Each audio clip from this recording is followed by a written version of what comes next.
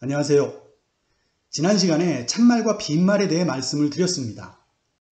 이번 시간은 이어서 will과 would를 가볼까 하다가 잠시 if에 대한 이야기를 먼저 해보도록 하겠습니다.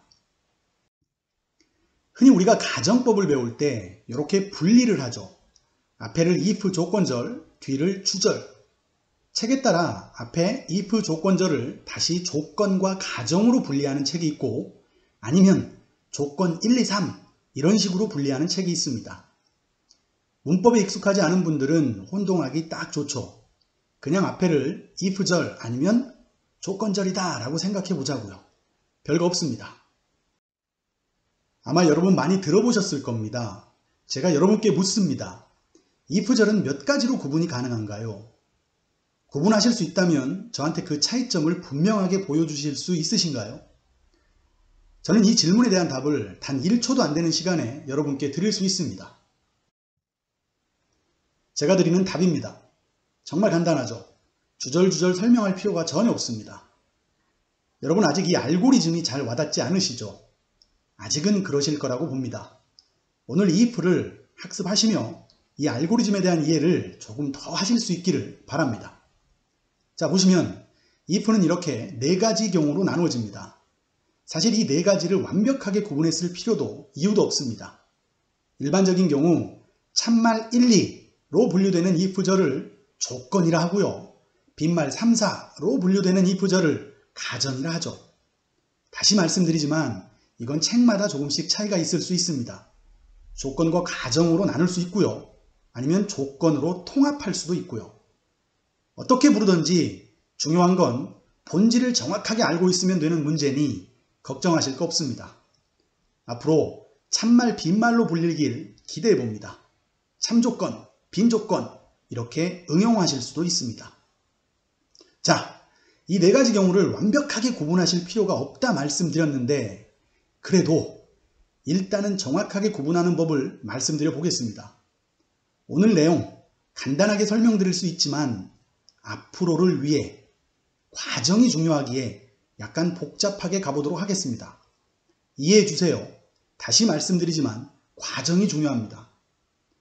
오늘 여러분이 가장 중요하게 보셔야 될 부분이 바로 참말 2번입니다. 지금까지 이 부분에 대해 말을 아꼈죠. 이유가 있겠죠.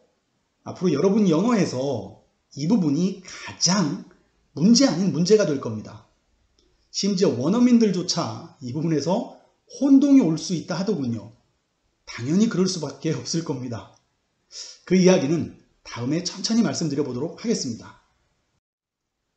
참말 2번만 따로 분리해 봤습니다. 긍정과 부정이 함께 존재한다. 이 문제의 참말 2번을 이해하기 위해 우리는 영문법 학습 패러다임이 바뀐다 1강에서 보셨던 의문문을 다시 데리고 와봐야 합니다. 지금까지 우리는 평서문을 보고 있었습니다. 자, 1강에서 평서문과 의문문을 비교해 봤었는데요. 의문문에는 긍정과 부정, 부정과 긍정 두 그림이 함께 들어있다라고 말씀을 드렸었죠. 사실 이 의문문의 구분 형태는 평서문 알고리즘의 참말 2번과 같은 형태죠. 이 말은 앞으로 우리가 만날 평서문들 중에 의문문과 같은 평서문들이 있다는 겁니다. 그리고 저는 그런 평서문들을 참말로 구분했고요. 자, 그럼 의문문의 본질을 잘 파악해보면 앞으로 다뤄볼 의문문과 비슷한 평서문의 본질 또한 이해가 되겠죠. 참말 2번에 해당하는 문장들 말입니다. 자, 의문문의 본질에 대해 제대로 알아보죠. 원래 제 머릿속에 있는 의문문의 알고리즘 형태는 오른쪽에 보이는 형태였습니다. 그런데 제가 변형을 한 거죠. 자, 의문문이란 뭐냐? 몰라서 물어보는 문장이 의문문이죠. 그럼 모른다라는 건 뭐냐? 긍정과 부정, 부정과 긍정이 함께 존재한다라는 거죠. 오른쪽 그림을 보시죠. 긍정과 부정, 부정과 긍정의 그림이 들어있는 아래 부분이 상황을 말하는 부분이고요. 윗부분이 바로 물어보는 내용에 담겨있는 긍정, 부정이죠. 자, 그가 호텔에 도착했니? 물어보는 내용은 긍정이죠. 하지만 문장이 의문문의 형태를 하고 있기 때문에 우리는 그가 호텔에 도착했을 수도 있고 도착하지 않았을 수도 있다. 즉 긍정일 수도 있고 부정일 수도 있다라는 상황을 동시에 보고 있는 거죠. 쉽게 말씀드리면 모르는 상황이라는 겁니다. 오른쪽 그림의 1번입니다. 자, 그가 호텔에 도착하지 않았니? 물어보는 내용은 부정이지만 문장이 의문문의 형태이기 때문에 도착하지 않았을 수도 있고 도착했을 수도 있는 상황이라는 걸 알 수 있죠. 즉, 부정과 긍정을 함께 가지고 있는 모르는 상황이라는 겁니다. 자, 오른쪽의 그림 2번입니다. 의문문의 가장 재미있는 특성이 뭐냐면 모른다라는 상황 자체가 이 한 문장 안에 존재한다는 거죠. 그래서 의문문에는 물음표가 있죠. 이 물음표라는 기호가 바로 모른다라는 의미입니다. 모르는 상황, 확실하지 않은 상황을 깔고 말하는 게 바로 의문문의 본질인 겁니다.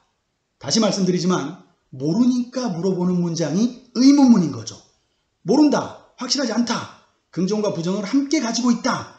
이 부분을 잘 기억해 두세요. 자, 제 머릿속에 원래 자리 잡고 있던 오른쪽의 이 형태들을 단순화시킨 것이 바로 왼쪽에 보이는 이 형태입니다. 긍정과 부정, 부정과 긍정이 함께 있다. 모른다라는 상황 자체를 함께 가지고 있는 의문문의 특성을 고려해서 오른쪽 그림 아래의 모른다라는 상황 속에 있는 긍정과 부정의 그림을 밖으로 끌어낸 겁니다. 자, 지금까지 이해가 안 되셔도 전혀 고민할 필요 없습니다. 어차피 끝까지 보시면 이해되실 테니까요. 끝까지 보셨는데 이해가 안 되셔도 상관없습니다. 앞으로 계속 설명을 드릴 테니까요. 어쨌든 여러분은 이 알고리즘의 힘을 오늘 느끼실 겁니다. 자, 다시 보세요. 의문문은 모른다 혹은 확실히 모른다라는 상황이 깔려있는 문장이다. 다시 한번 반복합니다. 모른다, 확실히 모른다라는 상황이 깔려있는 문장. 부정과 긍정, 긍정과 부정이 함께 존재하는 문장. 이게 바로 의문문입니다. 지금까지 제가 의도적으로 모른다라는 말을 굉장히 많이 하고 있죠. 긍정과 부정이 함께 존재한다. 모른다, 확실하지 않다. 이게 핵심입니다. 다시 평서문 알고리즘으로 돌아왔습니다. 참말 2번. 긍정과 부정이 동시에 존재한다. 앞뒤 말들의 상황을 봐서 긍정과 부정을 함께 가지고 있는 문장, 즉 모른다 또는 확실히 모른다는 상황이 깔려있는 문장이라면 참말 2번으로 분류되는 겁니다. 의문문의 알고리즘과 기본적으로 비슷합니다. 참말 2번의 알고리즘은 이 모습이 본 모습이었던 거죠. 아주 옛날 제가 처음 만든 완성도입니다. 자, 이제 if를 살펴보겠습니다. 네 가지 경우가 어떻게 나눠지는지를 함께 보시죠. 자, 문장들이 영어에 맞춘 아주 직역의 문장들입니다. 한국어 원어민들로서 이런 부분 이해하세요. 일단 if절을 이해하기 위한 문장들입니다. if절은 기본적으로 평서문입니다. 자, 제가 드리는 상황 속에서 이 문장들을 구분해 보시죠. 자, if절 1번입니다. 친구가 오랫동안 눈여겨봐둔 자동차를 살지 말지 고민합니다. 충분한 돈을 모았는데도 말입니다. 나라면 어떻게 할 거냐고 내 의견을 묻기에 말합니다. 뭘 고민해? 내가 너라면 그 차 산다.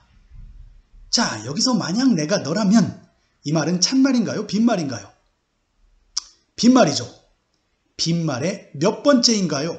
왼쪽을 보시면 됩니다. 4번입니다. 내가 친구가 될 수도 안 될 수도 없는 상황에서 말을 하는 겁니다. 완전한 빈말입니다. 혹시 3번하고 약간 혼동이 오실 수 있으실 겁니다. 아무 상관없습니다. 일단 가장 중요한 것은 빈말임을 구분하는 겁니다. 3번과 4번은 둘 다 빈말이기 때문에 영어로 갔을 때는 빈말의 규칙, 즉 가정법의 규칙을 똑같이 공유합니다. 실제로 제가 수업할 때 저는 그냥 3, 4번을 모두 3번으로 몰아넣고 강의를 합니다. 기억하세요. 우선 여러분은 참말인지 빈말인지만 정확하게 구분하시면 됩니다. 참말 속에서의 1, 2번, 빈말 속에서의 3, 4번을 구분하는 것은 논리적으로 정확하게 보여드리기 위해서입니다. 강의 소개 영상에서 말씀드렸죠. 좀 더 논리적으로 보여드리겠다고요. 그냥 그 약속을 지키고 있는 겁니다.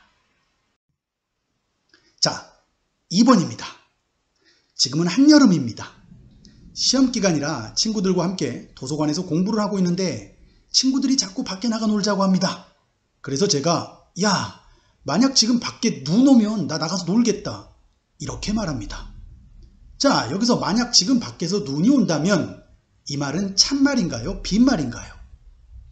빈말이죠. 빈말 3, 4번 중에 어디에 해당할까요? 4번입니다. 완전한 빈말입니다.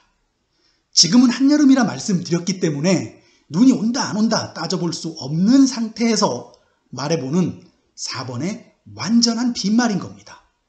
다시 말씀드리지만 참말과 빈말 요것만 구분하시면 됩니다. 그걸로 된 겁니다. 자, 세 번째고요. 친구가 내일 다른 나라로 이민을 간다고 합니다. 공항에 데려다주고 싶은데 저는 차가 없네요. 아쉬워서 친구한테 말합니다. 만약 내가 차가 있다면 널 내일 공항까지 데려다 줄 텐데 미안하다 친구야. 여기서 만약 내가 차가 있다면 이 말은 참말인가요? 빈말인가요? 빈말이죠. 빈말 3번과 4번 중에 어디일까요? 빈말 3번입니다. 차가 없는 상황을 깔고 말하는 참말 같은 빈말이죠. 4번입니다. 내일 학교에서 소풍을 갑니다. 교실에서 선생님께서 말씀하시네요. 여러분, 만약 내일 비가 온다면 소풍은 다음 주로 연기됩니다. 자, 여기서 만약 내일 비가 온다면 참말인가요? 빈말인가요? 여기를 무지무지 잘 보셔야 됩니다. 이 말은 내일 비가 올 수도 안 올 수도 있는 상황을 깔고 말하는 거죠. 즉, 내일 어떻게 될지 모르는 겁니다. 모르는 겁니다. 모르는 겁니다. 참말인가요? 빈말인가요? 자, 왼쪽을 보시고요. 맞춰보세요. 하나, 둘, 셋. 참말이죠. 이런 경우가 바로 참말 2번에 해당하는 경우입니다. 공식적으로 지금까지 처음 언급한 바로 참말 2번입니다. 의문문과 같은 형태의 평서문이죠. 자, 여러분, 여기서부터는 제가 재밌는 사실 하나 알려드릴 테니까 그냥 힘 빼시고 들으세요. 이 경우 우리는 if절을 의문문으로 만들어서 이 상황에 대입시켜 볼 수 있습니다. 정확히 말씀드리면 if절 속에서 의문문을 끌어내는 거죠. 자, 만약 내일 비가 온다면 이 if절을 응용해서 의문문으로 만들면 얘들아 내일 비 올까? 이렇게 되는 겁니다. 자, 따라서 선생님은 이렇게 말씀하실 수도 있다는 거죠. 얘들아 내일 비 올까? 만약 내일 비 오면 소풍은 다음 주로 연기된다. 의문문과 정말 멋지게 매치가 되죠. 재밌죠? 지금 드린 말씀은 심각하게 받아들이지 마시고요. 재미삼아 보세요. 이 알고리즘을 보면 상황들이 들어가 있는데 모든 상황들을 이런 식으로 끄집어내서 만들어 볼 수가 있을 겁니다. 다음에요. 오늘은 일단 참말 2번만 조금 보여드릴게요. 재미삼아서요. 자, 5번입니다. 친구가 아이스크림 사 먹는다고 돈 좀 빌려달라고 하네요. 만약 너 돈 좀 있으면 아이스크림 사 먹게 빌려주라. 만약 너 돈 좀 있으면 이건 참말인가요? 빈말인가요? 자, 돈이 있을 수도 없을 수도 있겠죠. 있는지 없는지 모르는 상황을 깔고 말하는 거죠. 긍정과 부정이 함께 가지고 있는 문장. 바로 참말 2번입니다. 다시 말씀드리지만 이런 문장이 바로 참말 2번에 해당하는 문장인 겁니다. 자, 또 재밌게 해볼까요? 이 경우도 if절에서 의문문을 끄집어내서 갖다가 붙일 수 있죠. 자, 만약 너가 돈 좀 있다면 이 문장에서 너 돈 좀 있니? 이렇게 의문문을 끄집어낼 수 있고요. 갖다가 붙이면 너 돈 좀 있냐? 만약 너가 돈 좀 있으면 빌려주라. 아이스크림 사 먹게. 자, 기가 막히게 매치가 되죠. 재밌지 않습니까? 여기 1, 2, 3, 4번이 있는데 참말과 빈말 2번만 이런 식으로 매치가 되는 겁니다. 6번입니다. 뭐 이건 상황이 필요 없겠죠. 만약 내일 해가 서쪽에서 뜬다면 자, 이 문장은 참말인가요? 빈말인가요? 빈말이죠. 뜬다 안 뜬다 말할 수 없는 상황을 깔고 말하는 완전한 빈말이죠. 바로 빈말 4번입니다. 자, 여러분, 이 문장을 제가 재미삼아서 의문문으로 변환해서 한번 붙여볼게요. 내일 해가 서쪽에서 뜨니? 만약 내일 해가 서쪽에서 뜬다면 자, 어떠세요, 여러분? 말도 안 되는 매치죠. 해가 서쪽에서 뜨는지 안 뜨는지 정말 몰라서 물어보나요, 이게? 아니죠. 자, 1번 문장도 한번 봐보세요. 만약 내가 너라면, 여기에서 의문문을 끄집어내보면 내가 너니? 만약 내가 너라면 이건 의문문이 아닙니다. 매치되는 게 아니라고요. 다시 말씀드리지만 몰라서 물어보는 게 의문문이에요. 매치가 전혀 안 돼요. 자, 참말 2번과는 다르다고요. 1, 2, 3, 4번 중에서 그런 식으로 매치가 될 수 있는 건 2번밖에 없어요. 의문문과 매치가 될 수 있는 건 2번밖에 없다고요. 잘 기억하세요. 7번입니다. 친구와 나와 공돌이가 함께 만나기로 했습니다. 친구와 나는 약속 장소에 나왔는데 한참을 지나도 공돌이는 안 옵니다. 그러자 친구가 야, 만약 너가 공돌이 전화번호 안다면 전화 좀 해봐라 라고 말하네요. 자, 이 경우 만약 너가 공돌이 전화번호를 안다면 요건 참말인가요? 빈말인가요? 참말이겠죠. 참말 1번과 2번 중 몇 번인가요? 공돌이 전화번호를 알 수도 모를 수도 있는 상황을 깔고 말하는 문장, 바로 2번이죠. 여기도 마찬가지입니다. 붙여볼게요. 의문문을 끄집어내서요. 너 공돌이 전화번호 있니? 너 공돌이 전화번호 아니? 만약 너가 공돌이 전화번호 안다면 전화 좀 해봐. 정확하게 매치가 되죠. 참말 2번입니다. 자, 여러분, 만약 여러분이 제 강의가 마음에 드신다면 좋아요 하나 주세요. 자, 여기서 만약 여러분이 제 강의가 마음에 드신다면 참말인가요? 빈말인가요? 빈말이면 큰일 나죠. 참말이죠. 자, 1번과 2번 중에 2번이죠. 여러분이 어떻게 생각하시는지 저는 모르죠. 이 모른다라는 상태를 깔고 말하는, 즉 긍정과 부정이 함께 존재하는 참말 2번의 문장입니다. 여러분, 제 강의가 마음에 드시나요? 이렇게 의문문으로 변환 가능하죠. 끄집어낼 수 있죠. 여러분, 제 강의가 마음에 드시나요? 만약 제 강의가 마음에 드시면 좋아요 하나 주세요. 자, 엄마가 집에서 아이에게 과학책을 보며 설명하는 내용입니다. 만약 우리가 물에 돌을 던지면 돌은 가라앉는단다. 여기서 만약 우리가 물에 돌을 던지면 이 문장은 참말인가요? 빈말인가요? 참말입니다. 몇 번인가요? 자, 여러분 잘 보세요. 이런 문장은 1번에 해당하는 문장입니다. 아이가 물에 돌을 던질지 말지를 따져보는 문장이 아니라는 말입니다. 따질 수 없는 문장이 아니라 따지지 않는 문장입니다. 그냥 일반적인 사실을 말하는 문장이죠. 여기서는 그냥 과학적 사실을 아이한테 설명하는 내용입니다. 물에 돌을 던지잖아? 그럼 돌은 가라앉아. 이 정도의 문장이라는 말입니다. 이런 경우 의문문으로 만들어 대입시키면 너무 어색하죠. 자, 이 경우가 바로 참말 1번의 경우입니다. 참말 1번의 경우입니다. 자, 마지막입니다. 자, 똑같은 상황입니다.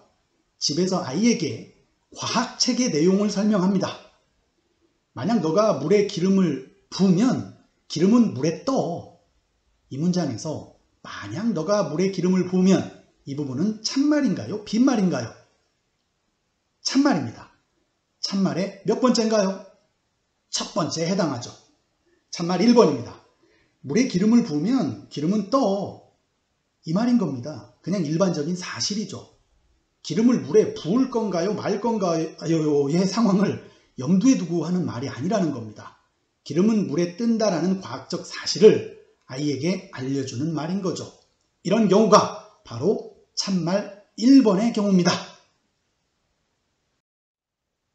자, 알고리즘과 함께 if를 이렇게 4가지로 정확하게 구분하는 모습을 여러분은 보셨습니다.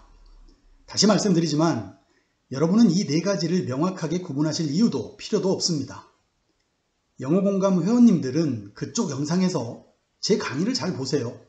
빈말 3, 4번 그냥 퉁쳐서 빈말 3번으로 몰아넣고 강의합니다. 분명 3, 4번은 다르지만 영어는 이 둘을 문장의 형태상 구분하지 않기 때문에 둘 다 그냥 가정법으로 분리하고 학습하면 그만인 거죠. 또한 여러분은 3번의 가정법을 더 어려워하시기 때문에 4번을 3번으로 불러드린 겁니다.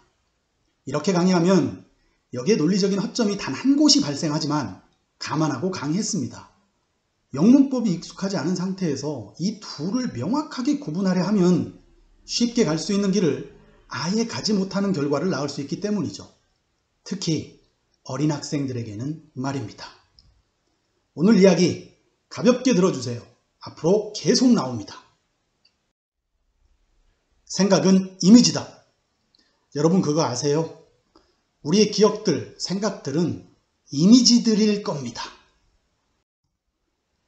가만히 생각해 보세요. 축구공 하면 떠오르는 것이 축구공이라는 이미지인지 축구공이라는 문자인지 말입니다. 분명 왼쪽에 축구공이 떠오르실 겁니다. 문자인 축구공이 아닐 겁니다.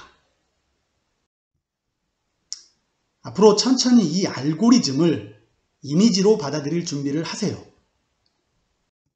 if에 대해 주절주절 설명할 필요가 없을 겁니다. 주절주절 설명할 필요가요. 또한 조동사 학습도 이렇게 알고리즘을 적용하실 수 있을 겁니다. 천천히 따라오세요. 솔직히 10년을 학습해도 안 될 수 있는 부분이 조동사 부분입니다. 천천히 오시는 게 가장 빨리 갈 수 있는 방법입니다. 요즘 시대와 전혀 맞지 않는 이야기를 하고 있다는 거 저도 알고 있습니다. 하지만 적어도 우리가 아이들한테 영문법에 대해 이야기를 해줄 때는 이 말이 맞는 겁니다.